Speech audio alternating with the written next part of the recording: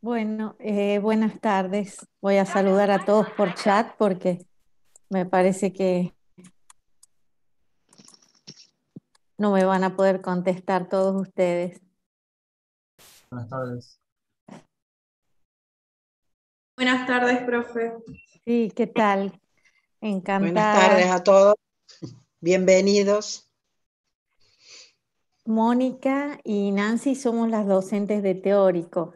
Algo les habrá adelantado Pablo. Lo bueno que ustedes a Pablo ya lo conocen, ¿sí? Nada más que vamos a esperar un poquito para ver si se conecta más gente, porque en teoría debiéramos ser unos 260, ¿sí? Nos están faltando 80, 90. Pero bueno, saben que está organizada la clase en el teórico, lo hacemos clases comunes entre la doctora Cribelo y yo, eh, que somos las dos docentes. Yo soy del 1B2 y la doctora Cribelo es del 1B1, para poder seguir un poco más la clase, en el sentido de que si ustedes cualquier duda que tienen, una de nosotras va hablando o comentando algún tema y ustedes van haciendo consultas por el chat, ¿sí? Así que esa es la idea. De todos modos, si en un momento hay muchas dudas o esas dudas deben ser sacadas a través de lo que estamos mostrando en las diapositivas, entonces hacemos una interrupción y tratamos la consulta entre todos, ¿sí? Aparte que hay que tener en cuenta que muchas veces las dudas de uno pueden ser dudas de varios, o lo mismo sirven para que si uno no se planteó una cuestión o no se hizo un cuestionamiento sobre un determinado tema, si otro sí lo hizo, ayuda al aprendizaje, ¿sí? Como estoy viendo que algunos sí están con el nombre, el apellido y lo que sería el número de legajo, lo que les quiero recordar, que ya lo tienen puesto en el aula virtual, es que deben estar registrados en Zoom con el mail de la facultad, ¿sí? Con el mail del dominio de la facultad. Si ustedes son de la especialidad química, digo si ustedes son, se supone que sí, pero a veces hay gente que es de metalúrgica que se pasó a química. eh, el mail institucional de ustedes, por el cual tienen que estar registrados en Zoom, es el legajo@químicafrc.utn.edu.ar, ¿sí? Si son de otra especialidad, el mail no cambia, en el sentido de que es el legajo@metalúrgica.frc.utn.edu.ar, ¿sí? Les digo porque van a tener el acceso restringido. Es decir, si ustedes no están registrados en Zoom con el mail institucional, no van a poder ingresar a las actividades que programemos, ¿sí? Esto es una disposición que viene de las autoridades de la facultad, porque ustedes saben que nosotros tenemos, digamos, a disposición eh, para dar las clases la herramienta Zoom, pero eso es a través de un convenio y por supuesto un costo que eso tiene, que hace la universidad con con Zoom, ¿sí? Entonces, cuanto más personas lo usamos, mejor, y aparte por una cuestión de seguridad, tienen que estar registrados con el dominio de la UTN, ¿sí? Muy bien. Bueno, veo que sigue ingresando gente. No sé si Sí, esperar yo un poquitito más. Sí. Mientras tanto, bueno, les voy a dar la bienvenida yo también. Como dijo Exacto. Nancy, somos nosotras dos los que nos vamos a encargar de la parte teórica. Lo que les pedimos es, como los grupos son numerosos, bueno, respeto bajo esta situación. Nosotros, bueno, vamos a filmar, a grabar, mejor dicho, las clases y después se las vamos a subir. Entonces, bueno, en este momento lo ideal sería que ustedes tengan todos los micrófonos apagados en el caso de que, bueno, quieran hacer alguna intervención o quieran realizar alguna pregunta, aparte de hacerlo a través del chat. Nos gustaría de que cuando activen el micrófono también activen la cámara, como para que sea una cuestión de ida y vuelta y poder, aunque sea, conocernos de esta manera. Entonces, después no, porque mientras se está dando la clase es imposible ubicarlos, pero sí por lo menos cuando quieren hacer alguna pregunta o alguna acotación, de que lo hagan, activen el micrófono y la cámara.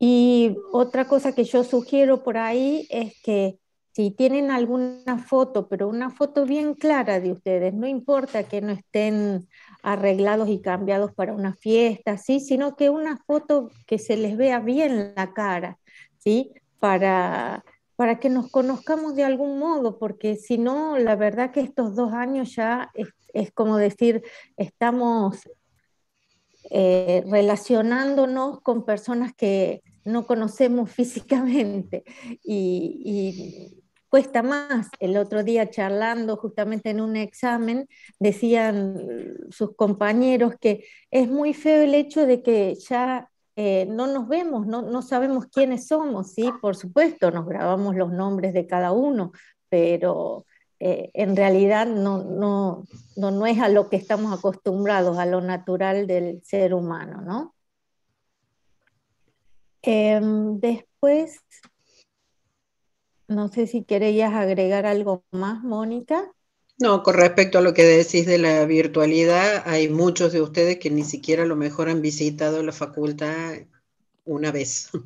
O sea, porque en el caso de ustedes, la mayoría, al ser ingresantes de este año, toda su actividad ha sido virtual. Entonces, lamentablemente, bueno, y esperemos poder volver, aunque sea de a poco, para que vayan conociendo la facultad y las actividades, volver a las actividades lo más normal posible.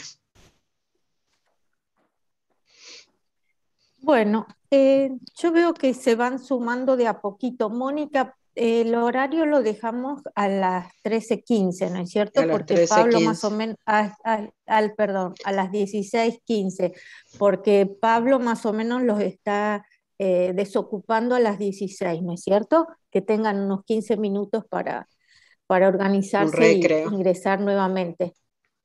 Exacto. Exacto. Yo, Muy bien. perdón, hubo un malentendido, yo tenía que compartirle en el 1B1 y pensé que era Nancy la que le iba a compartir, así que por eso recién cuando Pablo me avisó de que no tenían el link del teórico, recién ahí se los compartí, así que bueno, para la próxima clase, es la primera clase, estamos todos iguales, para la Sí, no. próxima esperemos de, bueno, solucionar estos problemitas. Sí, no me di cuenta que estaba matriculada yo también en el aula virtual del 1B1.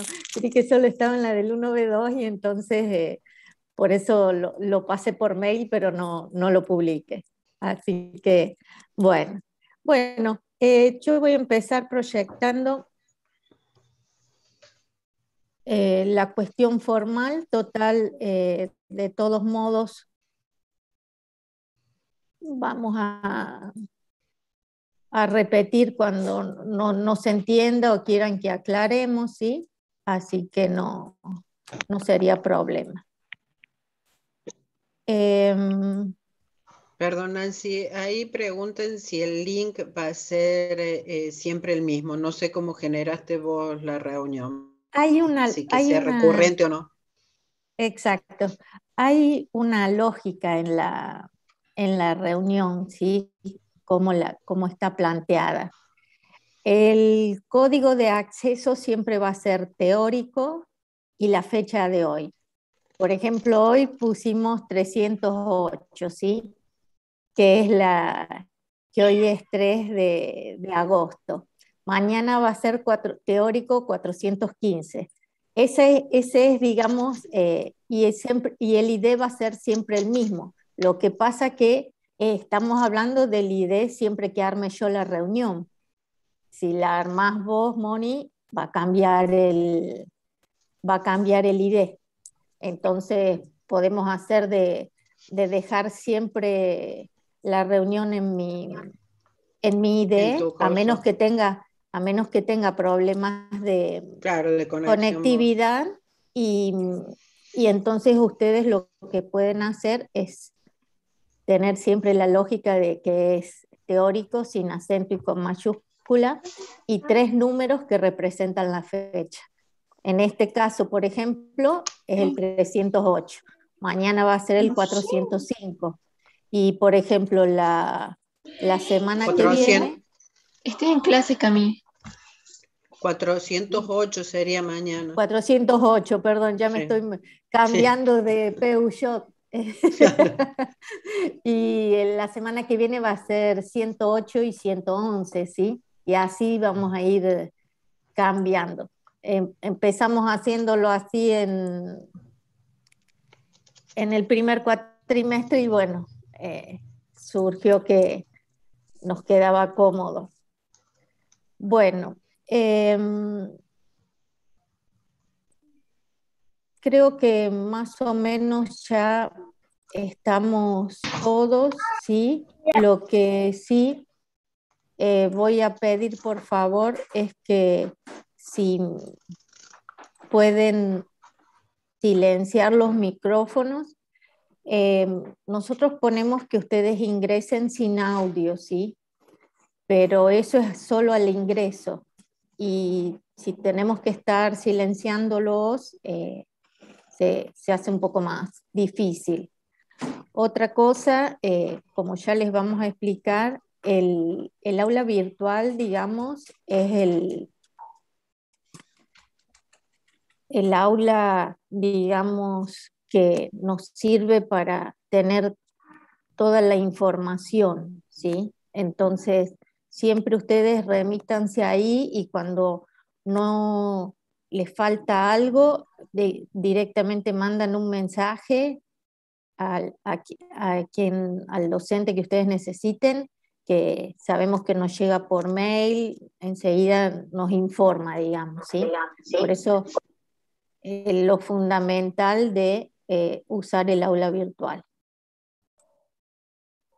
Bueno, entonces, vamos con química general. Nos imaginamos que es un tema que para ustedes es importante, ¿sí? Una materia, química general, que hace a la especialidad de ustedes, aunque se la considera como una materia dentro de lo que son las ciencias básicas, ¿sí?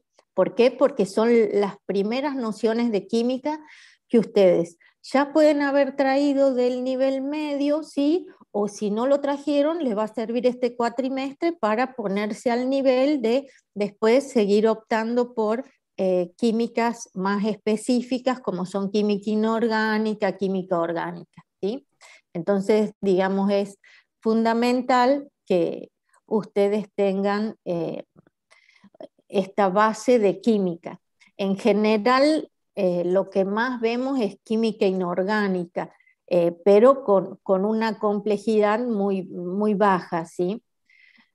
¿Cómo estructuramos las clases, sí?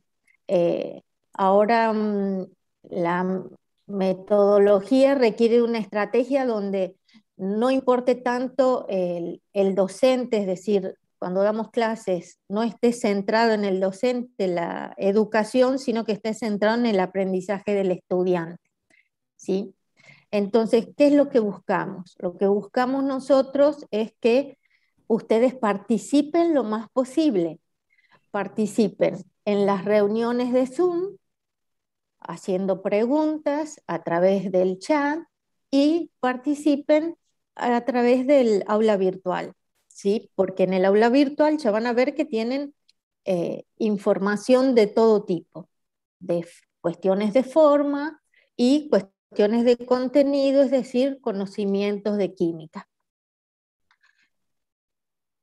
Pensando en que ustedes debieran participar lo más posible en las clases, las herramientas que tenemos para comunicarnos entre nosotros y aprender química es, primero, por supuesto, las reuniones en Zoom, las clases donde, aunque no estemos en un aula de verdad, digamos, estamos todos reunidos y podemos tratar cualquier tema inherente al aprendizaje de química o alguna cuestión de forma de la materia. Después, es importante que ustedes sepan que nosotros ya tenemos los videos que venimos haciendo desde el año pasado, ¿sí? Porque las clases las empezamos a grabar desde el año pasado cuando empezó la emergencia sanitaria y se empezó a dar las clases virtuales. Entonces esos videos están cargados digamos, los links de esos videos están cargados en el aula virtual. Ustedes tienen las pestañas y serían los teóricos y prácticos. Entran en esa pestaña y tienen los links de las clases teóricas y de las clases prácticas. Van a ver que las clases prácticas las tienen todas en un Drive y las clases teóricas hay una parte que están en Drive y otras que están en YouTube, ¿sí? Yo no tuve problemas en subirla a YouTube porque también todo depende de la conectividad que uno tenga. Entonces, están los videos, en la mayoría del teórico están en YouTube. Vamos a tratar de este año, si estás de acuerdo, Mónica, en que estuvieran todos juntos en un mismo link. Si puede ser en YouTube, mejor porque nos da mucha más información de cómo les va resultando los videos a ustedes, ya que también hacen preguntas de opinión y encuestas, ¿sí? Sí, ¿Qué perfecto. ¿Qué otro material tienen para aprender química? Tienen la guía de seminarios. La guía de seminarios se compone de un pequeño apunte, digamos, o resumen del teórico de cada una de las unidades, ¿sí? Y también les da los ejercicios. Y al final tienen los resultados de esos ejercicios, porque como son muchos, también saben que no van a poder resolverlos a todos en clase.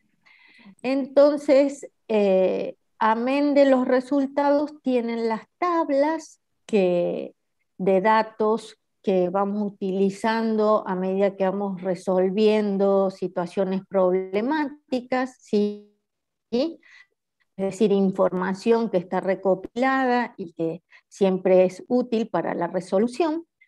Y también queremos hacerles saber, si es que todavía no están informados, es que la guía la pueden tener desde el aula virtual o desde autogestión. Ustedes pueden bajar el archivo PDF y tenerlas en sus compus. Pero si no, la pueden encargar y comprar en Educo, que es la editorial de la facultad, ¿sí?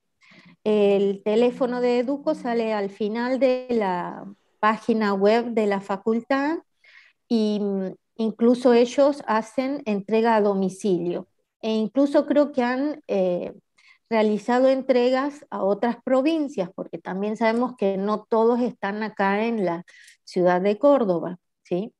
Entonces, la guía de ejercicios Y a su vez también ellos tienen a la venta la tabla periódica, que es una tabla específica que nosotros utilizamos para que todos tengamos la misma información, porque es cierto que muchos de ustedes pueden traer la tabla periódica del nivel medio, ¿sí? Pero como a veces algunos datos van variando, ¿sí? Ya sean los números másicos, los números atómicos no, pero los números másicos o alguna propiedad como puede ser el radio atómico, ¿sí? Puede variar. Entonces, utilizamos todos la misma tabla periódica, que es la tabla Z, que me imagino esto Pablo ya se los comentó, ¿sí? Y luego esta tarde, digamos, a los del 1B2 va a comentárselo Virginia, ¿sí? Agradecería si pueden silenciar los micrófonos. Y todo esto, digamos, de decir que tenemos que aprender química, va a requerir de tengamos algún modo de evaluar ese aprendizaje, ¿sí? Para evaluar ese aprendizaje, lo vamos a hacer a través de diferentes momentos de evaluación. ¿Por qué digo diferentes momentos de evaluación? Porque la primera evaluación, que es una evaluación para ver qué saben ustedes de química, que aprendieron en el nivel medio, no importa si es mucho, poco o nada, ¿sí? Eso no importa, va a ser una evaluación diagnóstica, ¿sí? Entonces, esa evaluación diagnóstica va a ser para el 1B1 mañana en el horario de práctico, es decir, el 4 del 8. Y para el 1B2 va a ser el jueves, porque es el otro día que ustedes tienen práctico, ¿sí? Hablando siempre del 1B2. El 1B1 tiene práctico martes y miércoles y el 1B2 tiene prácticos martes y jueves, ¿sí? La diferencia es que el 1B2 es turno tarde y el 1B1 es turno noche. Lo que pasa es que como damos teórico a los dos cursos juntos, lo que se respeta del turno noche es la parte práctica. Entonces, esta semana vamos a tener una evaluación diagnóstica. Para que les quede claro nuevamente, una evaluación diagnóstica lo único que quiere medir es si ustedes saben algo de química o cuánto saben de química. Por eso, cuando ustedes hagan esa evaluación a través del aula virtual, va a ser una evaluación de tipo opciones múltiples y lo único que le va a decir aprobado o reprobado, ¿sí? Es decir, no les va a dar una nota porque, perdón, porque esa nota no es relevante, porque es decir, nos va a indicar el estado en que ustedes están ingresando a la materia química, cuál es el conocimiento que tienen de la materia química. Después sí, tenemos las evaluaciones formativas. Las evaluaciones formativas es lo que se llama cuando uno quiere hacer una evaluación de proceso, es decir, uno quiere saber si el alumno va aprendiendo a medida que pasa el tiempo. Entonces se hace al final de cada unidad. Las evaluaciones formativas también van a ser a través del aula virtual, de opciones múltiples, y al ser al final de cada unidad, van a ver que con el ritmo que llevamos al ser una materia cuatrimestral, hay 9 evaluaciones formativas y esas 9 evaluaciones formativas repartidas en el cuatrimestre hacen que varias veces sean una por semana, ¿sí? Ya les vamos a mostrar en la planificación cómo va a ser la organización de las evaluaciones formativas. Todo esto, ¿por qué? Porque sería un modo de pensar en la clase estructurada desde el estudiante y que el estudiante siga la materia día a día. ¿Por qué? Porque usted no es la única materia cuatrimestral que tienen o la única materia que tienen para estudiar. Y entonces, cuanto menos tengan para estudiar, mejor. Y eso es si lo hacen semanalmente. Las evaluaciones formativas tienen que estar aprobadas en un 80% para poder realizar después el primer parcial y el segundo parcial. ¿Qué quiere decir? Que en total tenemos 2 parciales. El primero va de la unidad 1 a la 6 y el segundo va de la unidad 7 a la 9. ¿Por qué tantas en el primero y tan pocas en el segundo? Porque en realidad el contenido de las unidades 8 y 9 es uno de los más largos. Y a su vez, el aprendizaje se va complejizando. Si nosotros primero aprendemos conceptos básicos en las primeras unidades, en las siguientes tenemos aplicaciones de esos conceptos básicos que requieren un poco más de dedicación, ¿sí? Los parciales también va a haber opción de realizarlos de manera virtual o, si mejora la situación de emergencia sanitaria, tal vez algunos puedan hacer presenciales, ¿sí? Pero eso va a depender de lo que decidan las autoridades de la facultad. Esto no depende de nosotros. Sí, siempre los vamos a estar manteniendo informados. Por supuesto que tienen que seguir siendo virtuales porque como no estamos normalizados en la situación epidemiológica de pandemia, ¿sí? Entonces hay estudiantes, como les decía, que no están en la ciudad de Córdoba ni en la provincia de Córdoba y no tienen por qué volver para un parcial, ¿sí? Por eso lo fundamental es que nos acostumbremos a utilizar el aula virtual. El aula virtual es, digamos, determinante para mantener la comunicación entre nosotros, porque nos mandan mensajes de cualquier duda que tengan. Tienen no solo el material de estudio, porque tienen los links de las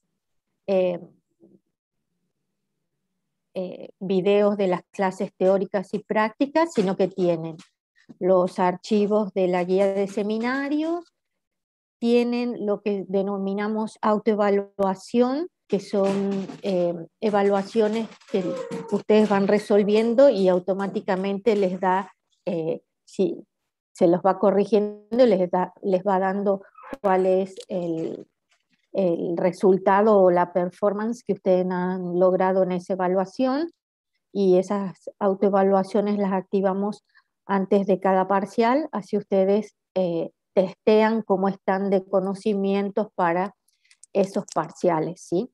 Lo mismo cuando hay que entregar algún trabajo o algo, siempre se hacen entregas de tarea en el aula virtual. Por eso es importante que todos mínimamente se acostumbren a ingresar una vez por semana, lo van a hacer para poder acceder a las reuniones de Zoom, lo van a poder hacer para ver el calendario de evaluaciones, ¿sí? Entonces, todo, digamos, toda la información está concentrada en el aula virtual. Para aclararles un poco más, entonces, ustedes ya saben que hay en química 2 posibilidades de condición académica. Uno es que al final del cuatrimestre, después de haber realizado todas las evaluaciones, ustedes queden de manera regular o hayan alcanzado la aprobación directa. ¿Qué diferencia una de otras? Que cuando uno queda regular, tiene un promedio de parciales aprobados de 4 o más, ¿sí? Pero tiene que rendir un examen. En cambio, si uno alcanza la aprobación directa, tiene que tener un promedio de los dos parciales de 7 o más, con un mínimo de 6, ¿sí? Y que permite directamente aprobar toda la materia, ¿sí? Con un escalón más que es un coloquio, ¿sí? Pero ya se los voy a mostrar. Vamos primero a ver cómo podemos llegar a cualquiera de estas dos condiciones. A cualquiera de estas dos condiciones llegamos con todo lo que les venía informando hasta recién. 9 evaluaciones formativas, porque tenemos 9 unidades, que se realizan en el aula virtual a través de opciones múltiples y que van a ser aprobadas o no aprobadas. Eso es la nota que van a recibir. ¿Qué es lo que se requiere? Que tengan un 80% de las evaluaciones formativas aprobadas.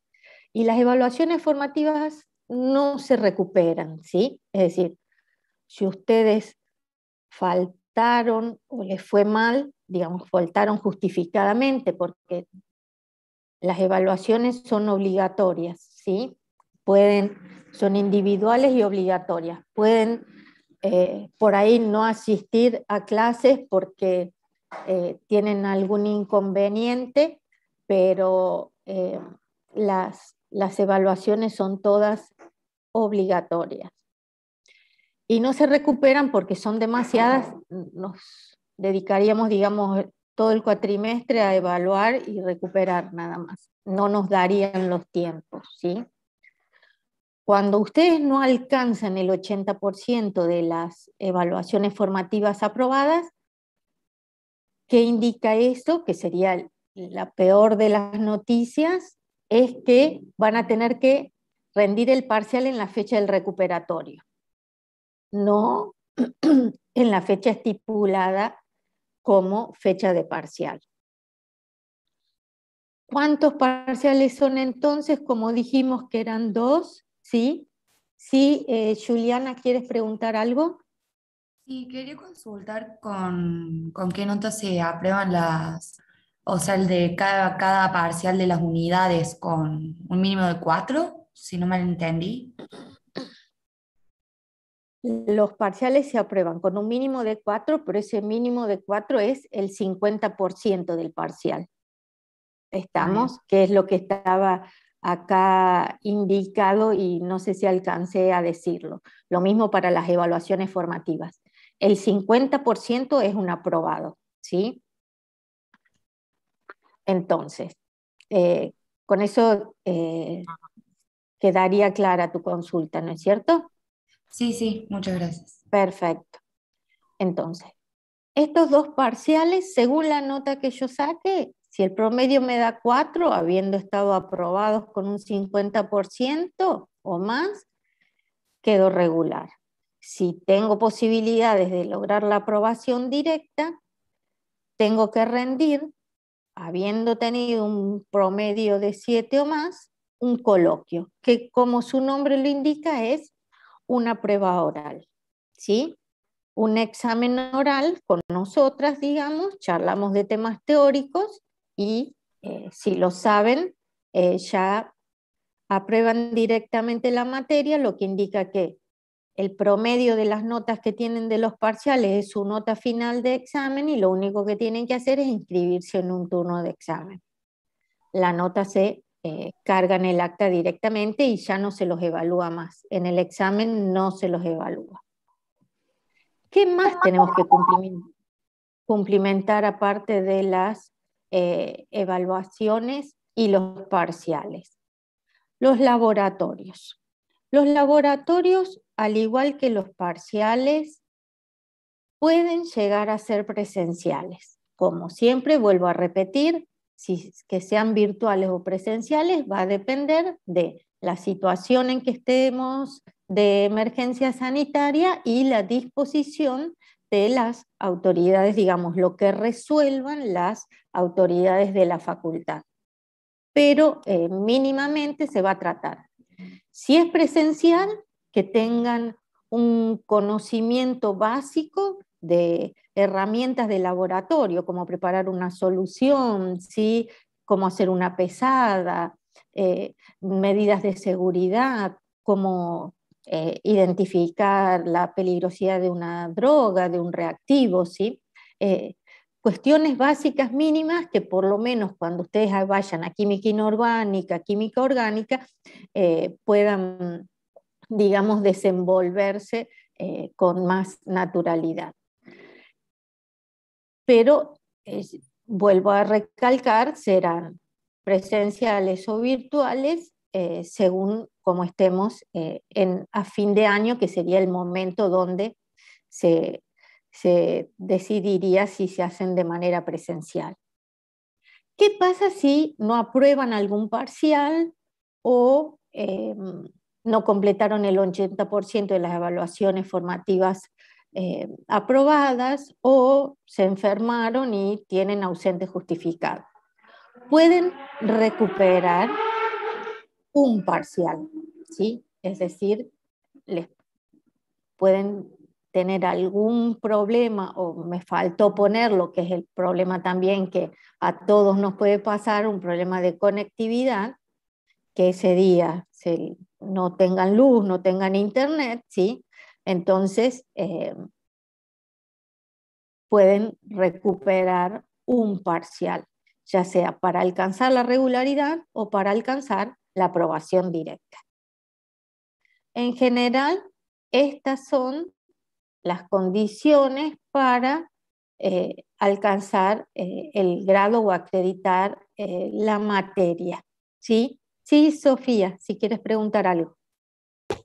Hola, profe, buenas tardes. Buenas tardes. Quería saber qué sucede si uno desaprueba el coloquio. Por ejemplo, si tiene aprobación directa, pero en el coloquio le fue mal. Claro, quedas regular. Bien, entonces hay que rendir el final. Exacto, exacto. Gracias. Muchas veces, por ejemplo, alguno de ustedes tiene la posibilidad de rendir el coloquio y siempre preguntan si, como en general esto es a fin de año. A fin de año son los parciales de todas las materias, los recuperatorios de todas las materias, ¿sí?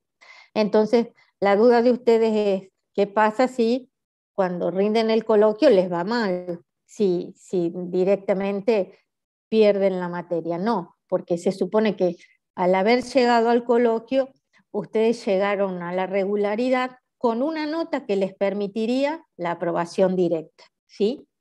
Entonces, esa es digamos, la cuestión. Nadie pierde la regularidad, porque la aprobación directa está, digamos, dentro de lo que es que el estudiante ya alcanzó la regularidad, ¿sí? Que es muy importante alcanzar la regularidad, aunque les parezca, digamos, lo más lindo, por supuesto que es la aprobación directa, pero es muy importante alcanzar la regularidad, porque la figura de alumno libre no creo que continúe cuando volvamos a la presencialidad 100%, porque en la tecnológica no existe la figura de alumno libre, es simplemente que se les permite rendir ahora, porque en realidad hay mucha gente que no tiene las posibilidades de conectividad como para poder cumplir con los requerimientos de cada asignatura, ¿sí? Bueno, hecho todo este preámbulo, digamos, de cómo serían la forma de lograr las condiciones académicas de la materia química general, vamos de lleno a los conocimientos mínimos que debemos tener. La unidad 1, ustedes ya la comenzaron con Pablo, después a las 18:15 el 1B2 lo va a comenzar a practicar con Virginia. Yo lo único que voy a hacer es un repaso. ¿Por qué? Porque hay aspectos que son importantes en cuanto a lograr un desenvolvimiento dentro de la materia, ¿sí? Porque esta unidad 1 dice, leyes fundamentales de la química, conceptos básicos de química, nomenclatura y estequiometría. Es lo que a mí me permite la unidad 1 desenvolverme con el lenguaje técnico, con lo que serían las palabras apropiadas y entender cómo la química se va desarrollando como una ciencia, ¿sí? Fíjense ustedes, es la unidad que, por sencilla que es la unidad que da la base, porque si ustedes no saben escribir un compuesto químico, pueden estar evaluándolos en el último parcial y no saber escribir un compuesto químico en el último parcial es como que no saben lo mínimo de química, ¿sí? Por eso es la importancia. Fíjense, perdón. La química, entonces, como les decía, es una ciencia experimental. La importancia de que podamos hacer algún trabajo de laboratorio, pero también tenemos que tener a mano herramientas como la tabla periódica, ¿sí? Como el lenguaje simbólico de las fórmulas químicas para nosotros poder tener una comprensión de lo que es esta ciencia y podernos comunicar entre nosotros, ¿sí? ¿Qué es la química? Ya todos saben que la química es una forma de estudiar la materia. La materia como todo lo que somos y nos rodea, ¿sí? Es una ciencia que está relacionada con las sustancias que componen cualquier objeto que nos rodee o a nosotros mismos. Tenemos que saber cuáles son sus propiedades y cómo se puede transformar a través de las reacciones químicas y a través de reacciones químicas poder generar nuevas sustancias, ¿sí? ¿Y qué es lo fundamental entonces en la química? El estudio de la materia, pero la materia desde un concepto macroscópico, como puedo ver acá, 3 estados de agregación de una sola sustancia que es un compuesto químico, que es el agua, ¿sí? Supongamos que acá tenemos solo agua, ¿sí? Y tenemos el agua en estado líquido, en estado sólido y en estado gaseoso o vapor. Yo puedo ver los objetos, los puedo definir a través de una fórmula y también puedo definir cuál es el estado de agregación de esa sustancia, en este caso una sustancia como puede ser el agua. Las moléculas de agua que se disponen de manera diferente según el estado de agregación es lo que nosotros conocemos como el mundo microscópico o el mundo a nivel atómico y molecular, que no lo ven con cualquier microscopio, ¿sí? Y a su vez tenemos los símbolos, el agua, la fórmula donde la relación entre 2 átomos de hidrógeno y 1 de oxígeno siempre me va a dar la misma sustancia química que es el agua. Y todo esto aunado con lo que yo les vengo repitiendo, que es el lenguaje técnico. Es importante que sepamos utilizar un vocabulario propio de la asignatura, como ustedes lo hacen en cualquier otra asignatura, como puede ser análisis matemático, física, ¿sí? Y yendo a lo que son las fórmulas, vamos a ver un diagrama, digamos, o un mapa conceptual de lo que son compuestos químicos inorgánicos, para que ustedes sigan reconociendo, como ya lo estuvieron viendo el 1B1 con Pablo, y recordando que no solo existen distintos tipos de materia, que pueden estar constituidas por diferentes compuestos o elementos químicos, sino que también el nombre de esas familias de compuestos químicos me da algo que es fundamental, que es la función química, el comportamiento que va a tener esa sustancia a partir de su función química. ¿Cuáles serían las funciones químicas o cuáles serían las funciones químicas de sustancias inorgánicas? Los óxidos, por ejemplo, que son combinaciones del oxígeno, como su nombre lo indica, con un metal o con un no metal.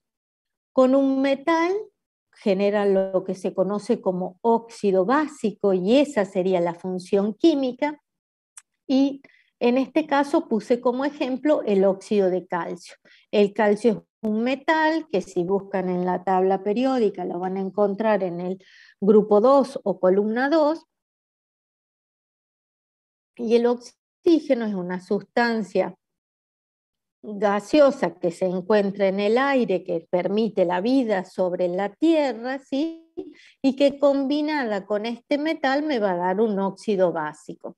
En cambio, cuando se combina con un no metal, que serían otro tipo de elementos de la tabla periódica, como puede ser el azufre, me da un óxido ácido, como puede ser el óxido sulfuroso, ¿sí? O anhídrido sulfuroso. Yo no suelo usar mucho la palabra anhídrido, prefiero usar óxido, pero sé que muchos pueden traer de los conocimientos del nivel medio y no está mal, ¿sí? ¿Qué pasa con estos compuestos que son óxidos y que su función química me lo está indicando, pero son muy diferentes? ¿Por qué? Porque unos tienen propiedades de óxido ácido, y ya vamos a ver por qué, y otros de óxido básico. Quiere decir que el oxígeno no va a generar el mismo tipo de compuesto si se está combinando con un no metal a que si se está combinando con un metal. Y a su vez, esos óxidos generados, cuando se combinen con agua, no van a dar el mismo tipo de compuesto, sino que el óxido ácido, cuando se combine con agua, me va a dar un ácido que se denomina oxoácido, porque justamente tiene la propiedad ácida, que ya vamos a ver que es la de desprender protones, ¿sí?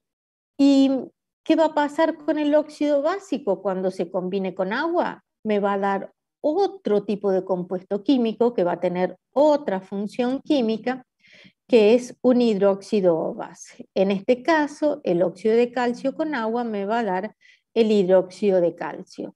Y el óxido sulfuroso con agua me da el ácido sulfuroso, ¿sí? Estoy utilizando nomenclaturas clásicas. Es indistinto también el tipo de nomenclatura que ustedes ya han aprendido en el nivel medio. Por supuesto deben reconocerlas a todas, pero pueden manejarse con cualquiera de ellas. Si combino estos dos tipos de compuestos que tienen propiedades diferentes, por eso tienen funciones químicas diferentes, de oxoácido o de hidróxido base, el ácido sulfuroso más el hidróxido de calcio me va a dar una sal, que es una oxosal y que sería el sulfito de calcio. Por supuesto, si quisiera escribir toda la ecuación química de la reacción entre un ácido y una base, me va a dar la sal más agua, ¿sí? Ahora solamente estamos focalizando en el tipo de compuesto químico según su función química.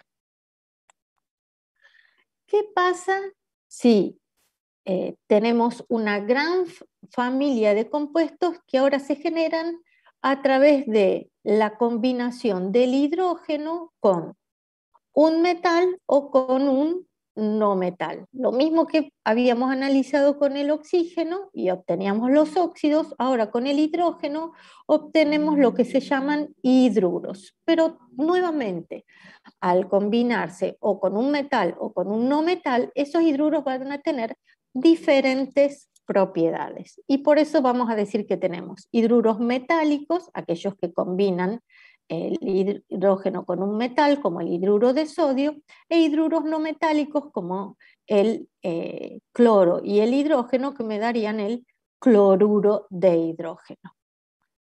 Particularmente los hidruros no metálicos, algunos de ellos, ¿sí? No todos, algunos de ellos, ¿sí? Combinados con agua me pueden dar lo que se conoce como un hidrácido. Significa que es una sustancia ácida, nada más que solo posee el protón en su estructura. En cambio, un oxoácido también es una sustancia ácida, pero aparte del protón y el no metal, posee oxígenos en su estructura. Si ustedes ven, acá tengo 3 tipos de elementos químicos, entonces sería un compuesto ternario, y acá tengo 2 tipos de elementos químicos, sería un compuesto binario, ¿sí? Ese hidrácido, entonces, como puede ser el ácido clorhídrico. ¿Cuál es la diferencia entre estos 2 compuestos, entonces, que tienen la misma fórmula? Es que el hidruro no metálico, que proviene de la combinación del cloro y el hidrógeno, en estado gaseoso es el cloruro de hidrógeno, y en solución acuosa me da un hidrácido que es el ácido clorhídrico, ¿sí? Que tiene realmente propiedades ácidas. Nuevamente, si yo combino un ácido, en este caso un hidrácido, con un hidróxido o base, obtengo una sal, pero por supuesto que no va a ser un oxosal porque no posee oxígenos en su estructura, sino que es una sal binaria. En este caso también se los suele llamar sales aloideas porque tienen un halógeno en su estructura, que sería el cloro. Por supuesto que la combinación del hidróxido y el hidrácido me da la sal más agua. Lo que les venía diciendo, esta es una sal ternaria porque está formada por 3 elementos diferentes, y esta sal, que es binaria, también se puede denominar aloidea. Esto en cuanto a formación de compuestos.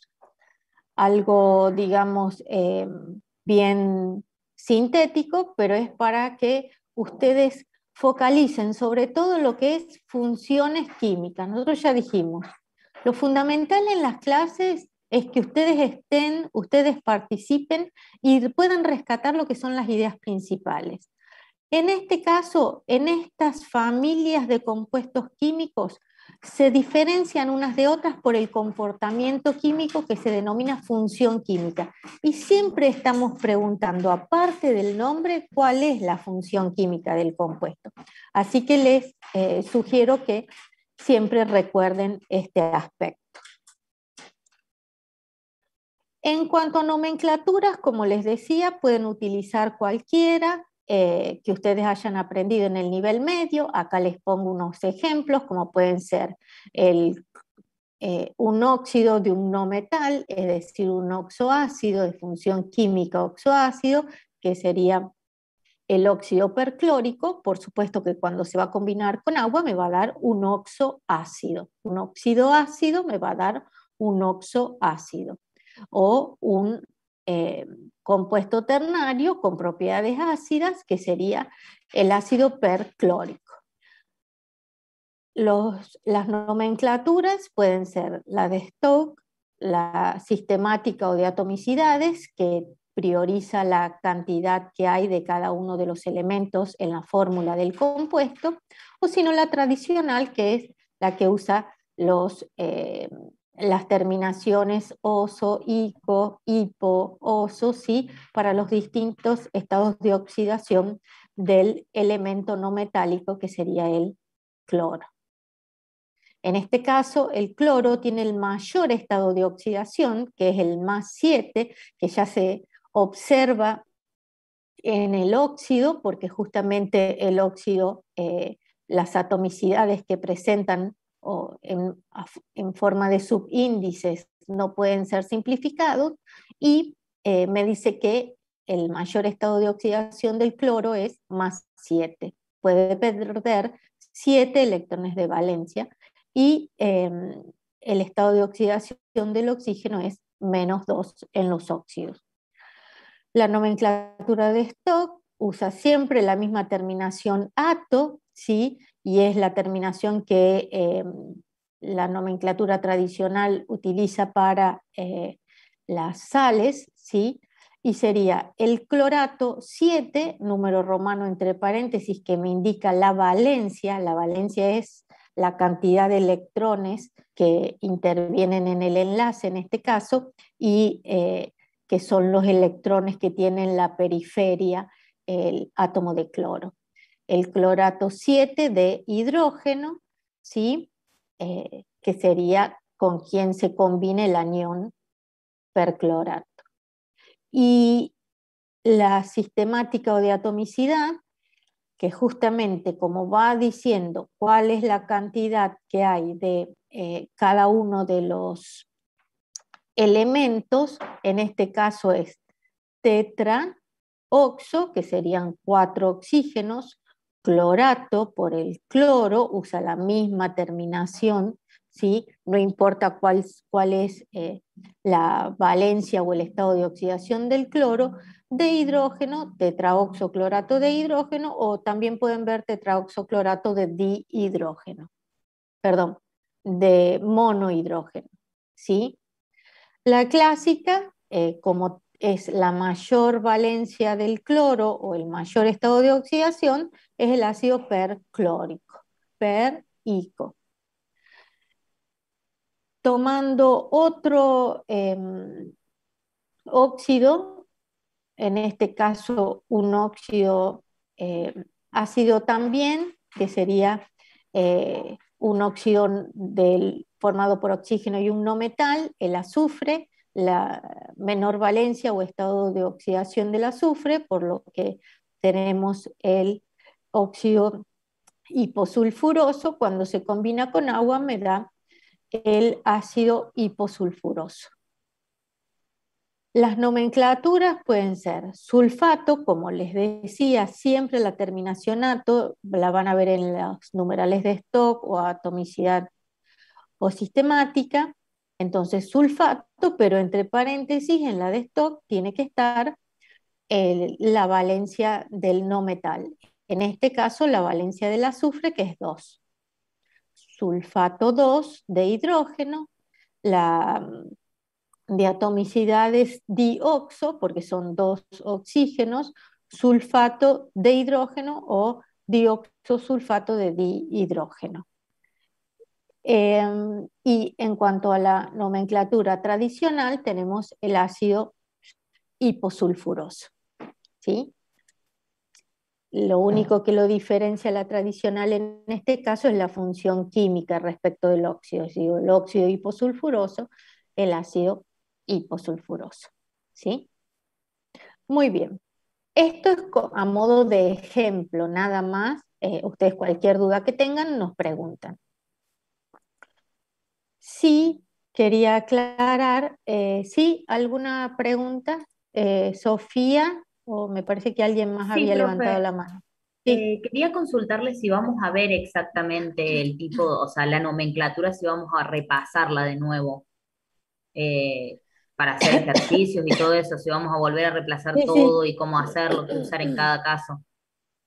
En el teórico no, en el práctico. Nosotros ahora lo único que estamos dando son ejemplos, ¿sí? Bien, En el gracias. práctico, no sé si con Pablo ya hicieron algo o vos sos del 1B2.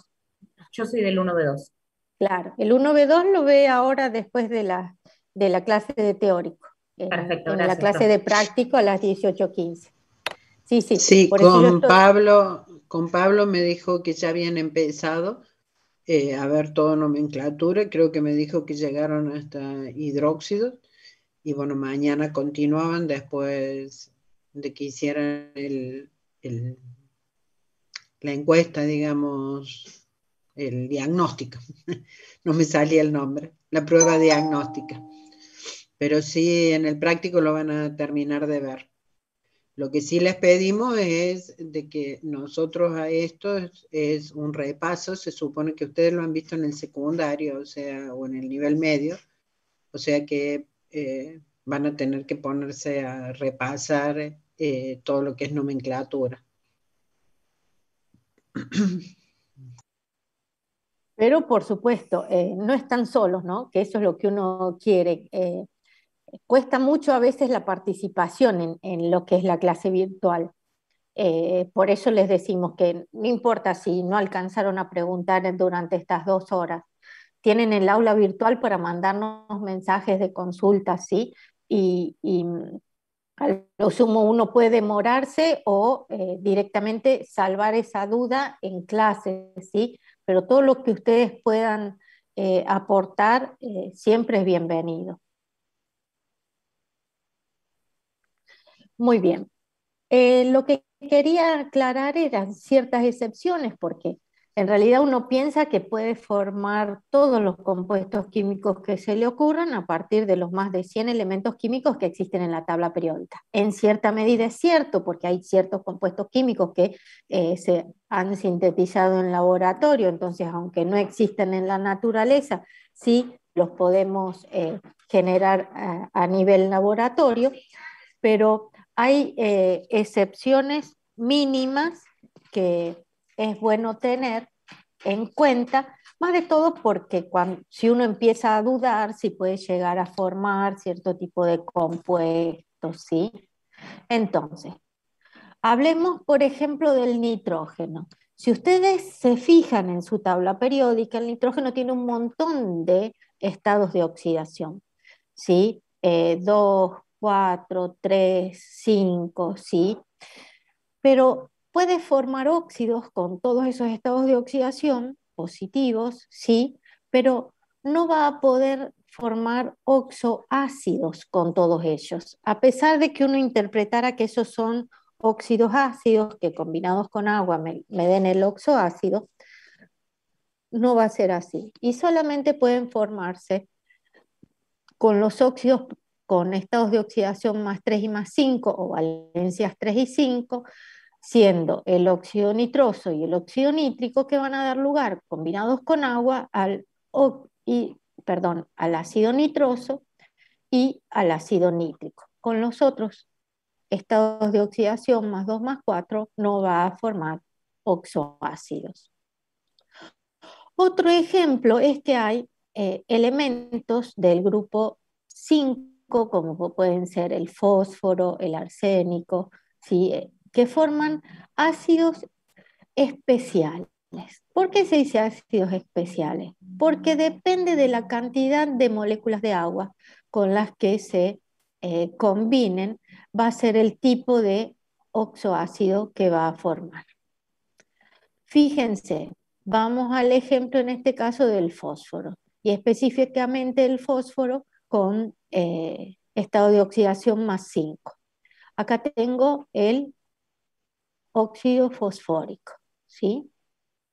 O pentóxido de difósforo. Cuando se combina con una molécula de agua me da el ácido metafosfórico, ¿sí? ¿Cómo llego a la fórmula del ácido metafosfórico? Por ejemplo, yo sé que este oxoácido va a estar formado por estos 3 elementos químicos que estoy viendo, fósforo, oxígeno e hidrógeno. Entonces pongo hidrógeno, primero porque justamente es el que le da la propiedad al ácido, ¿sí? El fósforo y el oxígeno.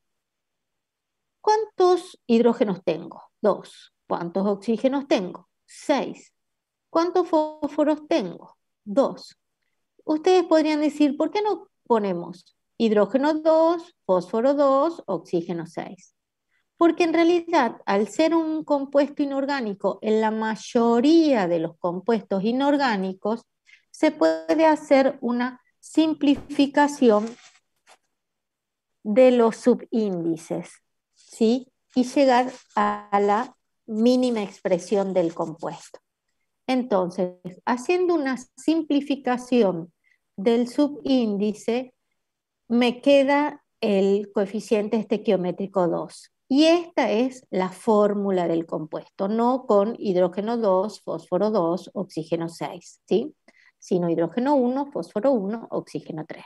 Y así formamos el ácido metafosfórico.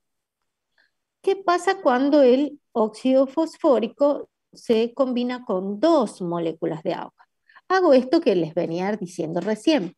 Voy a ordenar hidrógeno primero, fósforo, oxígeno, ya que cuando se disocia en solución acuosa voy a tener un anión y un catión. El catión va a ser el hidrógeno y el anión va a ser el grupo entre fósforo y oxígeno. Y en este caso voy a contar cuántos tengo. Tengo 2 fósforos, 5 y 2 oxígenos, que son 7, y 2 por 2, 4 hidrógenos. Las atomicidades en este caso no son simplificables, entonces debe quedar la fórmula, esta es la mínima expresión del ácido pirofosfórico, y que se genera cuando el óxido se combina con 2 moléculas de agua. Cuando el óxido se combina con 3 moléculas de agua, en este caso el óxido fosfórico, ocurre lo mismo que habíamos realizado con una molécula de agua. Cuando pongo la cantidad de cada uno, tengo 2 fósforos, 6 hidrógenos y 8 oxígenos. Puedo suprimir, digamos, a su mínima expresión y me quedan 2 moles de hidrógeno 3, fósforo, oxígeno 4. Y este sería el ácido fosfórico u ortofosfórico. Por lo general, en las traducciones ya se ve que en castellano no usamos ortofosfórico, sino que directamente cuando hablamos de ácido fosfórico se refiere a el ortofosfórico. Sí, estaban haciendo una consulta. Me parece que había una mano Sí, hay levantada. 2 manos, hay 2, ¿Sí? Santiago, Senori, no sé, Sofía. Sí, no sé, quería consultar, por ejemplo, en los otros dos elementos, con el arsénico, Sí. ¿también llega hasta 3 moléculas de agua o varía? También yo puse como ejemplo el fósforo, puede ser con cualquiera de ellos, digamos, habiendo formado los óxidos. Se forma el óxido arsenioso y el óxido arsénico, por ejemplo, porque acá vos fíjate que yo te estoy dando el ejemplo. Si ustedes tienen una tabla periódica a mano, lo que pasa es que yo no puedo compartir ambas cosas, ¿sí? Pero tengo 2 tipos de óxidos ácidos que puedo formar con estos elementos del grupo 5, que serían el óxido fosforoso y el óxido fosfórico, el óxido arsenioso, el óxido arsénico, y a cada uno de ellos a su vez lo puedo combinar con 1, 2 o 3 moléculas de agua. Entonces, son ejemplos que se dan con los elementos del grupo 5, pero fíjense que empiezo a hablar desde el fósforo y no desde el nitrógeno, que el nitrógeno también pertenece al grupo 5, pero tiene otro comportamiento, ¿sí? Con el nitrógeno esto no pasaría, sino que sería con las especies que están del fósforo para abajo en el grupo, ¿sí? Eso no sé si contesta tu consulta. Sí, sí, muchas gracias. ¿Y alguien más quería preguntar algo? No, No, no hay profe, yo preguntas. había quedado la mano levantada, disculpe. Ah, no hay problema, Sofía, no hay problema. Y también, si ustedes se fijan, que vieron que hay como un escalón, un bache en la tabla periódica, ¿sí? De los que se denominan metales de transición, donde está el hierro, el cobalto, el zinc, el cobre, ¿sí? La plata, el oro, ¿sí? ¿Qué ocurre? Como tienen más de un estado de oxidación estos metales, eh, pueden tener un comportamiento que, según el compuesto químico que están formando, a nosotros ya nos daría idea que es un comportamiento no metálico. ¿Por qué? Porque tanto el cromo como el manganeso, según el estado de oxidación que utilicen, por ejemplo, si utilizan estados de oxidación más bajos pueden formar hidróxidos, ¿sí? Forman los óxidos y los óxidos forman hidróxidos. Pero con los estados de oxidación más altos tienen un comportamiento no metálico y forman lo que se conoce como los oxoácidos. Entonces puedo llegar a ver el ácido crómico, el ácido manganoso, el ácido mangánico y el ácido permangánico, ¿sí? En este caso, con estados de oxidación, en el caso del manganeso, de 4, 6 y 7, ¿sí? Y el cromo, en este caso, con estado de oxidación 6. Entonces, estas son excepciones. Sobre todo uno se los da para que no les resulten una sorpresa cuando les aparezcan compuestos formados por metales, pero que en realidad están formando oxoácidos, y nosotros en el cuadro general les habíamos dicho que eran los no metales los que formaban oxoácidos, ¿sí? Entonces, esa sería la particularidad por la cual le damos las excepciones, o por ahí que no se pueden formar tantos oxoácidos con el nitrógeno como valencias tenga, o que según el número de moléculas con que se fósforo para abajo, van a dar distintos oxoácidos, ¿sí? Nancy, Sí, perdón, sí, sí. que no se ve completa la filmina, no sé por qué. Ah, y yo no me doy cuenta, porque yo sí la veo completa. Sí, ¿Es Solo sí, solo en falta esta? el último renglón. Si lo pudiese leer, sí. no habría problema. Perfecto, perfecto. A ver, lo subo un poquito.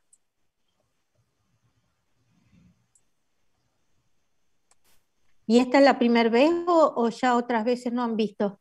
Para saber No, para no, las es a próximas. esta. No, no es este porque como que está más abajo de lo que se Perfecto, comparte en la pantalla. perfecto. Bueno, muy bien. Esto en cuanto a nomenclatura. Yo acá les dejo una lista grande de compuestos que cuando ahora les suba las diapositivas en archivo PDF al aula virtual, les voy a sacar todo lo que está en rojo para que ustedes practiquen, ¿sí? Nada más que quería nombrar este compuesto que es el peróxido de litio, que todos ya conocen el peróxido de hidrógeno, ¿sí? Que sería el agua oxigenada, ¿sí? Porque no hablé de esa función química, que no es un óxido, sino que el oxígeno cambia en su estado de oxidación y en lugar de tener un estado de oxidación de -2, tiene un estado de oxidación de -1. Por eso forma este compuesto que es el peróxido de litio y el que ustedes están acostumbrados, digamos, a utilizar por las heridas y esas cosas es el peróxido de hidrógeno, ¿sí? Que también se los pongo ahora para que tengan el que para ustedes es más común, ¿sí? El peróxido de hidrógeno. Saco.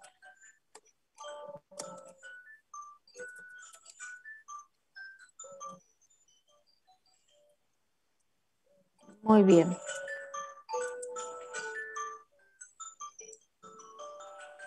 ¿Sí? Y un peróxido entonces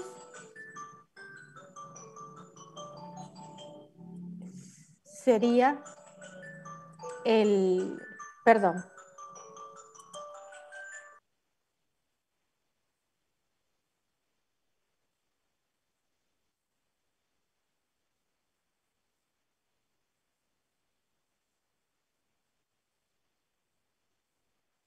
perdón, esto de estar tan conectados, otro celular en la habitación empezó a dar una alarma. Todos tenemos clases hoy. Eh, entonces, para que tengan, este sería el que ustedes más conocen, que es el peróxido de hidrógeno, está mal escrito, sí, pero es el estado de oxidación del oxígeno -2.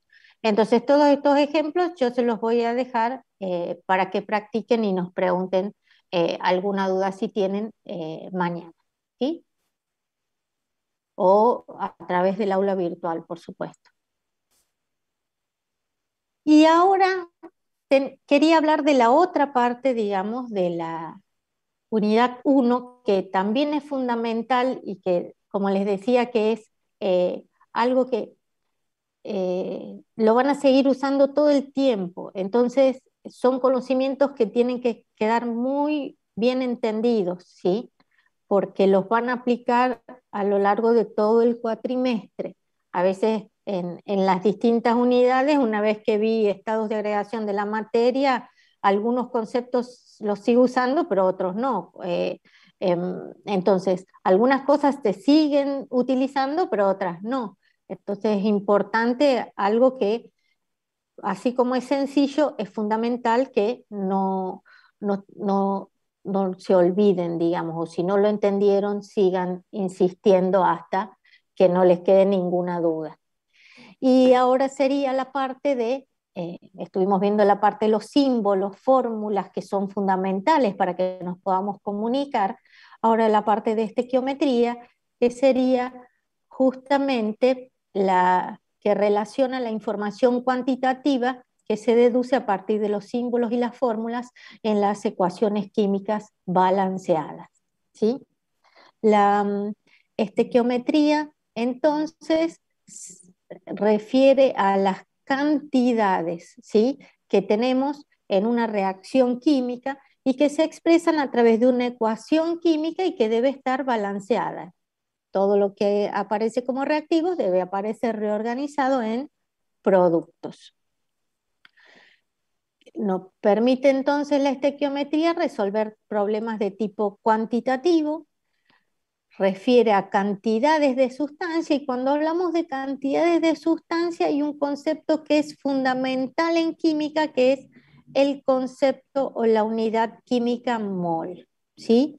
Mol es una unidad que fue creada justamente dentro de lo que es esta asignatura.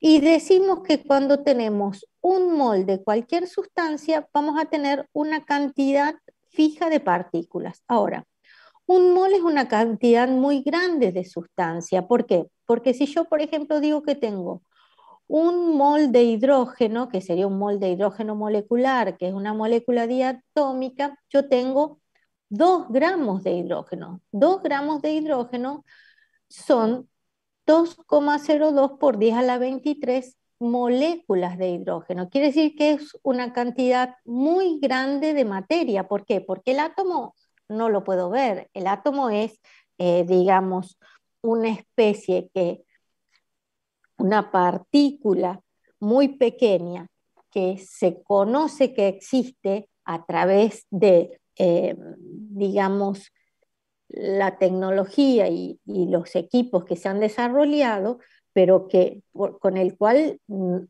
de manera cotidiana yo no tengo contacto con un átomo aislado, sino que tengo contacto con una cantidad grande de materia. Tener un vaso de agua implica 200 mililitros, y en esos 200 mililitros tendré 200 gramos de agua, y esos 200 gramos de agua pero serán muchos más que 6,02 por 10 a la 23 moléculas de agua, ¿sí? ¿Por qué? Porque el agua tiene una masa molar de 18 gramos, y entonces si en un mol de agua que pesa 18 gramos tengo 6,02 por 10 a la 23 moléculas, se imaginan que si tengo 200 gramos tengo 60,2, más de 60,2 por 10 a la 23 moléculas, ¿sí? Entonces siempre estoy teniendo muchísima más eh, cantidad, y me estoy manejando con grandes cantidades de materia. Por eso fue importante definir que para una cantidad medible, como es cuando yo peso en gramos, ¿sí?, una cantidad de sustancia, saber cuántos átomos o cuántas moléculas hay. Y por eso viene el concepto de mol. Un mol de cualquier sustancia tiene su masa atómica, si es si es la especie en forma atómica o su masa molecular expresada en gramos, y tengo la misma cantidad de partículas, ya sean moléculas o átomos, y que se conoce como número de Avogadro, esta constante. Y el volumen molar, que también es una constante derivada de tener un mol de un gas, cualquier tipo de gas, que esté a una atmósfera y 273 Kelvin, va a tener siempre un volumen de 22,4 litros. Un mol de gas siempre va a tener un volumen de 22,4 litros. ¿Sí, Sofía? Quería avisarle, profe, pedirle si podía achicar un poquito la filmina porque tampoco se ve completa. Claro.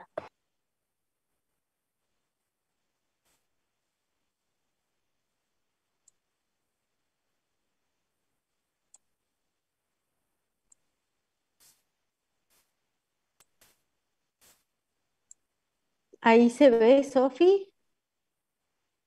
No, Sí, profe, se Nancy. sigue viendo igual. Ahí yo, por ejemplo, no la veo Ah, todavía. Ah, No ¿qué sé es el lo resto que de los no ves, compañeros, capaz es Sofía? un problema mío. Ah, Yo veo hasta Yo que sí dice la un puedo mol de ver. cualquier gas. Y yo también la veo bien. Yo también la puedo sí, visualizar. yo ahora la estoy viendo ¿hasta bien. dónde Sí. ves, Sofi? No, no pude, no. Hasta donde dice un mol de cualquier gas, pero capaz es un problema mío de Ah, la compu, profe, disculpe. no, no hay problema, no hay problema. Ya las próximas diapositivas voy a tratar de hacer con ese tamaño más grande, y dejar siempre bien un escalón abajo sin usar así un escalón, digamos, una cierta cantidad. Si eh, no, profe, eh, puede aprovechar el espacio que tiene arriba, que sobra un pedacito, entonces. sí, sí, sí, sí, por eso. Es como decir, tratar siempre de que abajo no esté ocupado. ¿Sí? Bueno, lo que dice que también es una constante bajo ciertas condiciones, y es que si vos tenés un mol de cualquier gas, no importa si es hidrógeno, oxígeno, metano, ¿sí? Que es le llaman gas de los pantanos porque se produce por descomposición de la materia orgánica, amoníaco, ¿sí? Siempre que tengas un mol de cualquier gas y que esté a una atmósfera y 0 grados centígrados, que son los 273 Kelvin, vas a tener un volumen de 22,4 litros, ¿sí? Y esa es una constante que te sirve para hacer ciertos cálculos cuantitativos si en tu ecuación química aparecen gases, ¿sí? Lo único, ahora sí quiero aclarar, esto es solo para gases. Ustedes no pueden después interpretar que si tienen un mol de un líquido va a ocupar 22,4 litros, ¿sí? Aunque parece obvio hoy decirlo, a veces en la situación de evaluación uno puede llegar a confundirse, ¿sí? Por eso siempre lo estamos aclarando.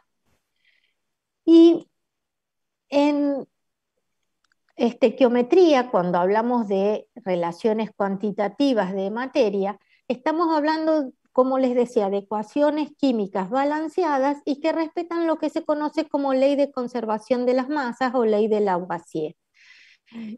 ¿Qué quiere decir lo que yo les decía antes? Que una ecuación balanceada implica que todos los átomos que están en los reactivos formando un cierto tipo de compuestos o organizados de un cierto modo aparecen en productos, pero organizados de otro modo. Se forman nuevos enlaces y aparecen compuestos químicos nuevos. Por eso es fundamental que cuando nosotros resolvemos un problema de estequiometría, es decir, de cantidad de materia, tener la ecuación química balanceada.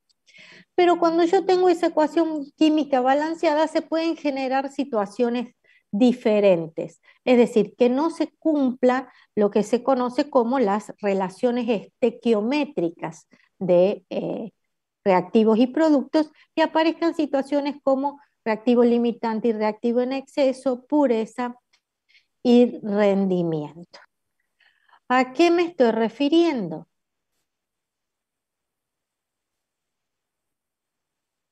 Vamos primero con el concepto de mol, ¿sí? Para ir de lo más sencillo a lo más complejo, por si alguien no había visto todavía este tema de lo que es un mol. Veamos, sí, Sabrina. Buenas tardes, profe.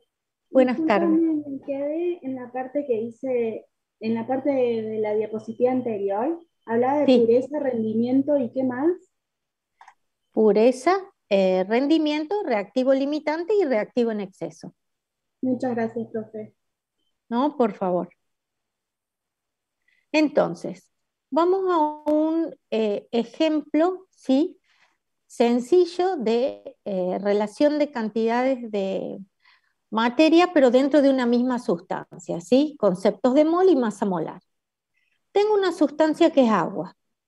Yo ya digo agua y tengo que saber escribir la fórmula química del agua, ¿sí? Hidrógeno 2, oxígeno. Sé que todos lo saben porque incluso hasta están las bebidas con la fórmula, entonces todos aprendemos sí o sí, de algún modo aprendemos. El ejemplo dice, si hay 5 moles de hidrógeno en una muestra de agua, ¿cuántos gramos de agua hay en esa muestra? Fíjense que el hidrógeno es uno de los elementos constitutivos del compuesto, ¿sí? Porque 2 hidrógenos y un oxígeno me estarían formando una molécula de agua. Pero ahora estoy hablando de una cantidad de materia medible, pero no sé cuánta tengo.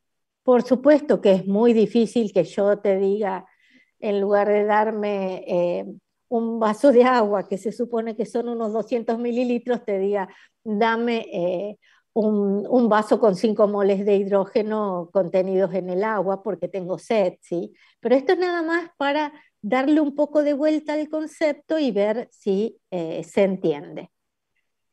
¿Qué es lo que tenemos nosotros? Según la fórmula, yo sé que en el agua, si yo tengo 1 mol de la sustancia agua, tengo 2 moles de hidrógeno, ¿sí?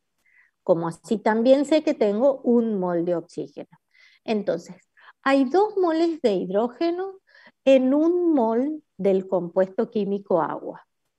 Ese compuesto químico agua, como digo que tengo 1 mol, pesa 18 gramos. ¿Por qué pesa 18 gramos? Porque tengo que hacer la suma de las masas atómicas de los elementos que forman el compuesto. Las masas atómicas son hidrógeno 1 por 2 más oxígeno 16 me da 18.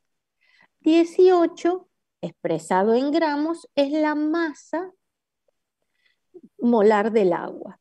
Por supuesto que estos datos están en la tabla periódica, ¿sí? Yo no tengo que saberlos de memoria. Ahora, ¿cuántos gramos de agua hay en que contenga, digamos, 5 moles de hidrógeno? Planteando una regla de 3, pero también pueden utilizar ecuaciones de proporcionalidad, es indistinto como ustedes lo resuelvan. 5 moles de agua contienen 45 gramos, perdón, 5 moles de hidrógeno contienen 45 gramos de agua. 45 gramos de agua, vieron que yo les digo, dame 200 mililitros que pesa 200 gramos, es porque la densidad del agua se considera 1, ¿sí? Entonces 1 gramo por mililitro. En realidad, entonces, tengo 45 gramos de agua, no tengo 45 mililitros, tengo 1/4 de vaso de agua, ¿sí? Yo trato de ver en cantidades a cuánto se está refiriendo, porque es bueno que nosotros, si estamos hablando de cantidades de sustancia, en este caso moles de átomos de hidrógeno, que son un montón de átomos, y los estoy traduciendo a una cantidad de agua, que por lo menos yo sepa, 5 moles de hidrógeno están formando 45 gramos de agua, ¿sí? Es un modo de pensar la cantidad de materia. Este sería un ejercicio sencillo, ¿sí? De este tipo de ejercicios es los que evaluaríamos en la evaluación diagnóstica, ¿sí? Nomenclatura, formación de compuestos y ejercicios sencillos de cantidad de materia, pero por supuesto que no importa el resultado de la evaluación diagnóstica, es para saber cuál es el conocimiento previo que traen ustedes de la materia o de la asignatura química, ¿sí? No decimos materia porque ya se nos empieza a confundir con lo que estudia la química. Muy bien. Y hablando de las ecuaciones químicas balanceadas, la ecuación química utiliza las fórmulas químicas, es decir, de los compuestos químicos, para describir los tipos y cantidades de reactivos y productos involucrados en una reacción química. El ajuste de una reacción química implica que tanto las masas como los números de átomos de los reactivos o reactantes sea igual a las masas y el número de átomos de los productos, ¿sí? Entonces, fíjense, en este caso yo tengo una reacción de combustión entre un hidrocarburo y el oxígeno que me da dióxido de carbono y agua. En este caso, la ecuación balanceada me indica que si tengo 3 carbonos en este hidrocarburo, pues tienen que aparecer estos 3 carbonos, porque la única fuente de carbono en los reactivos es el hidrocarburo y la única fuente de carbonos en los productos es el dióxido de carbono, tienen que aparecer estos mismos 3 acá, por eso pongo el coeficiente estequiométrico 3. Y después, si ustedes se fijan, tengo en el hidrocarburo 8 hidrógenos, ¿sí? Esos 8 hidrógenos aparecen en el agua, pero cuando aparecen esos 8 hidrógenos en el agua, ¿qué me están indicando? Me están indicando 4 oxígenos o 4 moles de oxígeno y en el carbono 3 por 2, 6 moles de oxígeno. 4 más 6 son 10 moles de oxígeno que tienen que aparecer en reactivos. 5 moles de oxígeno molecular. El oxígeno molecular, lo mismo que el hidrógeno, que el nitrógeno, siempre los vamos a poner como moléculas diatómicas porque es como se encuentran en la naturaleza. ¿Sí? Muy bien, y esto sería una ecuación química balanceada, donde los números delante de los compuestos químicos, ya sean reactivos o productos, son los coeficientes estequiométricos. Es la proporción de las sustancias en una reacción química. 1 mol del hidrocarburo más 5 moles de oxígeno me dan 3 moles de dióxido de carbono y 4 moles de agua. Eso es lo que se tiene que cumplir para que la reacción química se lleve a cabo, ¿sí? Es la mínima cantidad que tiene que haber de cada uno de ellos. Para interpretarlo un poquito mejor, esta parte de la estequiometría, veamos una relación sencilla entre cantidades de sustancia en una ecuación química balanceada. En esta ecuación química balanceada que les voy a plantear, que me va a remitir a problemas de estequiometría, es el hidrógeno más el oxígeno que me forman agua, ¿sí? La formación del agua a partir de sus elementos, o las sustancias elementales, hidrógeno y oxígeno. ¿Está balanceada la ecuación? No. No, muy bien, muchas gracias. La ecuación no está balanceada. ¿Qué es lo que necesito para balancearla? ¿Qué coeficientes estequiométricos? Falta un 2 adelante del agua y otro 2 adelante del hidrógeno. Perfecto. ¿Por qué? Porque es así. ¿Cómo funcionó el proceso de pensamiento de ustedes, supongo? Ustedes se fijan, acá hay 2 hidrógenos, acá también, pero acá hay un solo oxígeno y acá hay 2. Entonces, estos 2 oxígenos tienen que estar balanceados. Pongo un 2 en el agua, pero cuando pongo un 2 en el agua, automáticamente afecto al hidrógeno. Eso es lo que hay que tener en cuenta, que cualquier coeficiente estequiométrico afecta a todos los elementos que aparecen en la fórmula del compuesto, ¿sí? A todos los átomos de los elementos que aparecen en la fórmula del compuesto. Entonces ese 2 que aparece ahí tiene que aparecer en reactivos. Muy bien. Entonces tenemos 2 moles de hidrógeno más 1 mol de oxígeno que me dan 2 moles de agua. Que sería lo que me está explicando. Sí, Sí, te interrumpo un poquito. Están sí, preguntando si hay un orden para ir balanceando, si hay que seguir un sí, orden o un mecanismo. sí.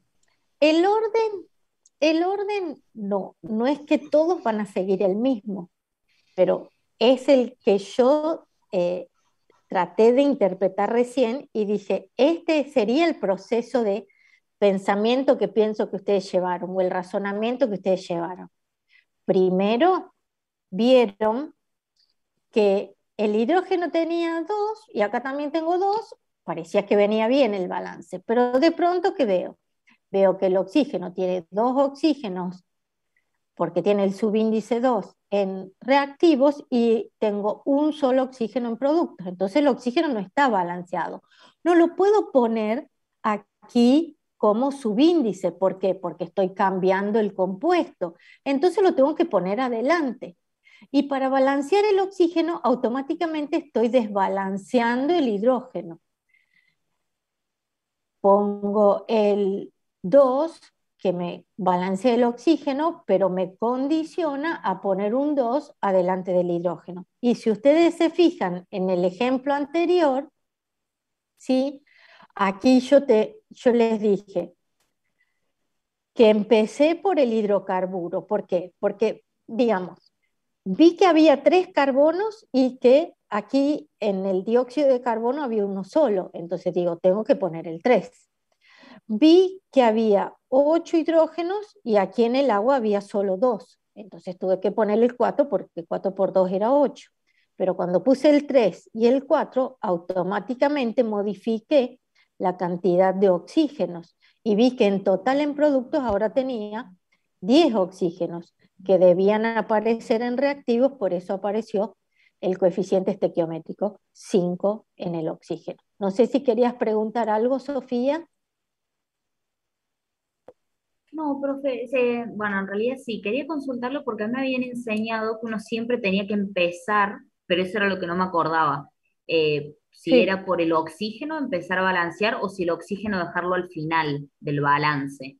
y me parece que depende de la circunstancia. En el primer ejemplo que te mostré, que sería en la oxidación del propano, eh, lo que tenés es que el oxígeno te queda al final.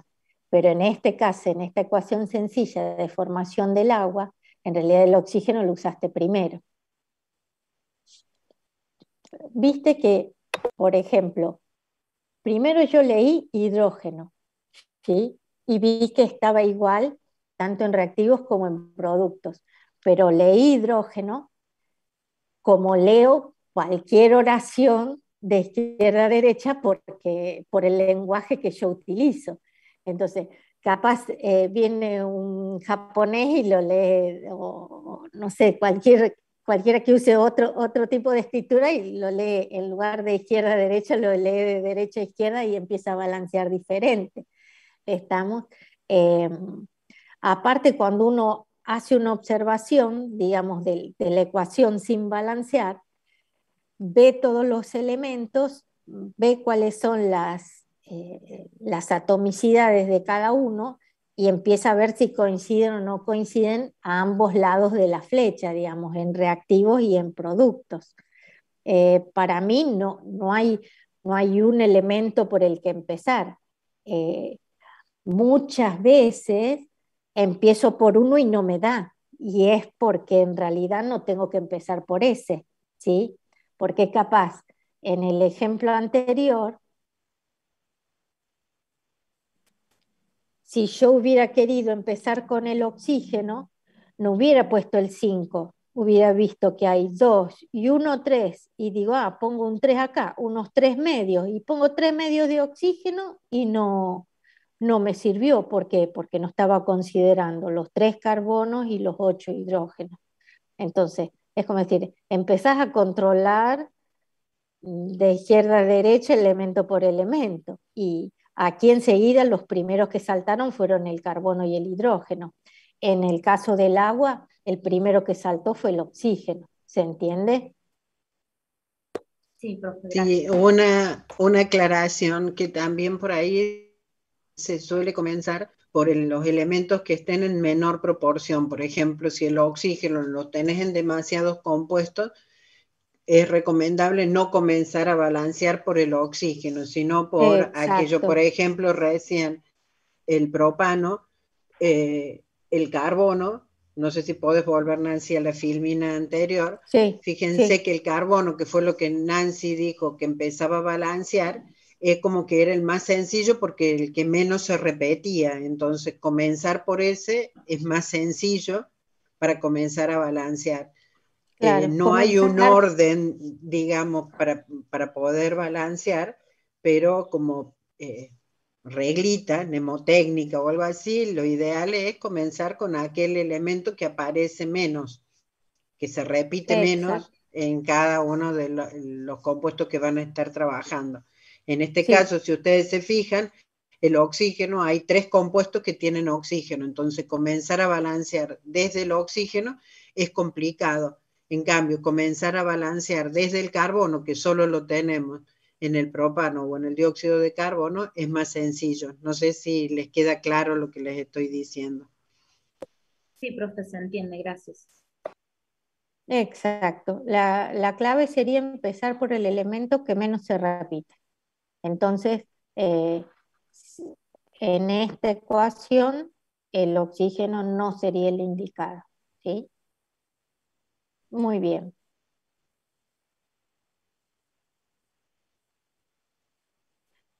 Entonces, ¿cómo leo esta relación estequiométrica? 2 moles de hidrógeno más 1 mol de oxígeno me dan 2 moles de agua.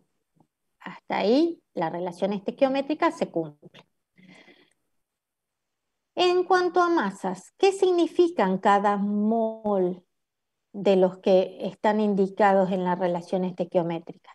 Si los quiero pasar a masa, sé que hay una masa para cada uno de los elementos o compuestos, y en este caso el hidrógeno tiene una masa atómica de 1, la molécula pesa 2, entonces 2 moles de hidrógeno por 2 gramos por mol, que es lo que pesa un mol de moléculas de hidrógeno, me da una cierta masa. Un mol de oxígeno, donde cada molécula de oxígeno pesa 16 gramos por mol por átomo por 2, porque cada átomo, cada molécula tiene 2 átomos, es la masa correspondiente al oxígeno. Y en cuanto al agua, lo mismo. Traducir los moles a masa son 2 moles de agua, donde cada mol de agua tiene una masa de 18 gramos, ¿sí? Me daría, en definitiva, 4 gramos de hidrógeno más 32 gramos de oxígeno, me dan 36 gramos de agua. Esta es la relación en masa según la estequiometría de la reacción. Y esto justamente me está diciendo que reordenados, los reactivos en total tienen una masa de 36 y los productos también tienen una masa de 36. Los mismos elementos químicos o átomos de los elementos químicos, pero reordenados en forma elemental y en forma de compuesto químico en el producto, me cumplen lo que sería la ley de conservación de las masas. ¿Sí? Es como corroboro que lo que hice esté bien. Porque supónganse que la ecuación es compleja, les llevó, digamos, su trabajo balancearla, ¿cómo se aseguran de que está bien? Suman todas las masas molares afectadas por los coeficientes estequiométricos y le tiene que dar la misma masa en reactivos que la de productos, ¿sí? Si no, no se cumple con la ley de conservación de las masas o la ecuación no está balanceada. ¿Qué pasa con reactivo limitante y reactivo en exceso? Yo dije que si ponemos 4 gramos de hidrógeno y 32 gramos de oxígeno, obtenemos 36 de agua. ¿Qué pasa si en lugar de poner esas cantidades ponemos 2 gramos de hidrógeno, 40 gramos de oxígeno? ¿Y qué es lo que pasa? Esto puede ser tranquilamente a nivel industrial que ocurra. Hay una sustancia que es más costosa, quiero que se consuma completamente, que podría ser el hidrógeno, y hay otra sustancia que lo obtengo más fácilmente, como podría ser el oxígeno, porque está en el aire, ¿sí? Entonces, pongo exceso de oxígeno para que se me consuma completamente el hidrógeno. Se me consume completamente el hidrógeno, me sigue dando los 36 gramos de agua, pero no se consume completamente el oxígeno. ¿Por qué? Porque de oxígeno necesito 32. Quiere decir que me sobran 8 gramos de oxígeno. El hidrógeno es el reactivo limitante y el oxígeno es el reactivo en exceso. La suma de los reactivos son 44 gramos y la suma de los productos siguen siendo 44 gramos. Lo que pasa que 36 son de agua y 8 son de lo que no reaccionó de oxígeno. ¿Sí? Muy bien. Esto por un lado de cómo sería interpretar reactivo limitante y reactivo en exceso. Y es muy común que en la industria se pongan de más una materia prima económica para asegurarse que se consuma completamente, por ejemplo, la materia prima más costosa. O por las condiciones de reacción para asegurarse que siempre se estén generando productos, por ejemplo. Pureza. Pureza está puesta de la izquierda del cartel y no es aleatorio. Es porque la pureza siempre refiere a los reactivos, ¿sí? No a los productos. Y siguiendo con este mismo ejemplo del agua, supongamos que tengo 5 gramos de hidrógeno, 80% de pureza, más 32 gramos de oxígeno. Esos 5 gramos de hidrógeno, 80% de pureza, me quiere decir que esos 5 gramos de masa de reactivo, que yo supongo que es hidrógeno, resulta que tenerlo ultra puro, digamos, era costoso. Y entonces compré un hidrógeno de calidad técnica que venía mezclado con otros gases en el tubo, ¿sí? Y entonces, o en ese, digamos, contenedor de oxígeno. Y entonces, perdón, de hidrógeno. Entonces, tiene cierta cantidad de impurezas. Quiere decir que por cada 5 gramos, solo el 80% es de hidrógeno. Si cada 5 gramos, solo el 80% es de hidrógeno, yo acá, digamos, adrede, no aleatoriamente, quiere decir que el 80% de 5 son 4 gramos, que es lo mínimo que necesito para que reaccione con 32 gramos de oxígeno y me dé 36 gramos de agua, ¿sí? Pero lo que tiene que quedar en claro es que tengo 1 gramo de impurezas, algo que no me va a dar agua ni me va a reaccionar con el oxígeno. Puede ser que sea hidrógeno con algún gas que no interviene en la reacción, ¿sí? Helio, ¿sí? Entonces un gas inerte. Pero lo que quiero recalcar, yo puse el ejemplo del hidrógeno, podría haber sido el ejemplo del oxígeno, la pureza siempre está referida a los reactivos, ¿sí? En este caso, como del oxígeno no aclara nada, es como que es todo puro. Los 32 gramos son de oxígeno. Y me faltaba rendimiento, que espero que se vea, ¿sí? Y está puesto no aleatoriamente, sino adrede a la derecha, porque el rendimiento tiene que ver con cuánto producto obtengo. Si yo pongo 4 gramos de hidrógeno y 32 gramos de agua, y resulta ser, Nancy, ¿sí? perdón, si lo podés subir un poquitito, ¿Sí? así Ahí lo se ve subo. mejor. Sí, sí, sí, estaba esperando que me avisen.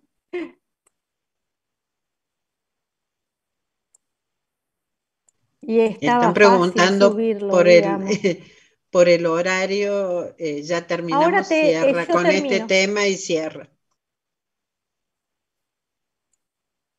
Sí, sí, porque vi que ya eran las 6. Y el rendimiento es un término que afecta a los productos, ¿sí? Se habla del rendimiento de la reacción, pero tiene que ver con cuánto producto obtengo. Si pongo 4 gramos de hidrógeno, que era la relación estequiométrica de 2 moles, y 32 gramos de oxígeno, que era la masa correspondiente a 1 mol, Y resulta ser que cuando voy a medir la cantidad de agua que obtengo 30 gramos. ¿Por qué? Y porque capaz necesitaba una temperatura que el reactor nunca alcanzó o hubo alguna, digamos, fuga de alguno de los gases reactivos, digamos que no se siguió las condiciones de reacción de manera tal que obtuve menos cantidad. O cuando voy a recoger el agua, una parte se me cae, ¿sí? Entonces, o hay una pérdida, digamos, en la cañería, ¿sí? Entonces, ¿qué es el rendimiento? Es justamente lo que obtengo, el porcentaje real que yo obtengo de este producto. ¿Cómo se obtiene o cómo se calcula el rendimiento? Yo lo puse ahora con la letra R, pueden verlo por la letra NU, digamos una letra griega, ¿sí?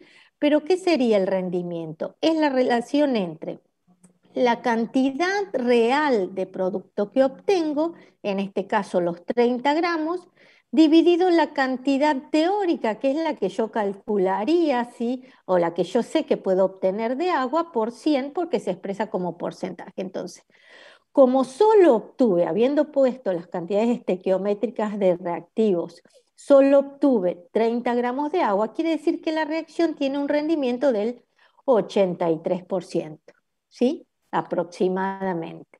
Y con esto damos por terminado. Por supuesto que yo les voy a dejar ejercicio para que ustedes resuelvan por su cuenta y consulten, ya sea a través del aula virtual, por los mensajes o mañana en clases, ¿sí? Como siempre, muchísimas gracias por su atención. Están preguntando si tenemos la tabla periódica en forma digital. Sí, los chicos se Sí, las pueden llegar a subir, los profes de prácticos se las pueden llegar a subir. sí, Otra no es que ya cosita, está. Creo que ya claro, está. Lo otra, que pasa que no sé si se ve bien, pero sí, sí, sí. sí ya está junto con la guía. Y otra cosa es de que ya ahora, cuando termine la clase, le subimos las filminas, porque estaban Sí, preguntando eso. sí, Subimos sí. las filminas Entren y la grabación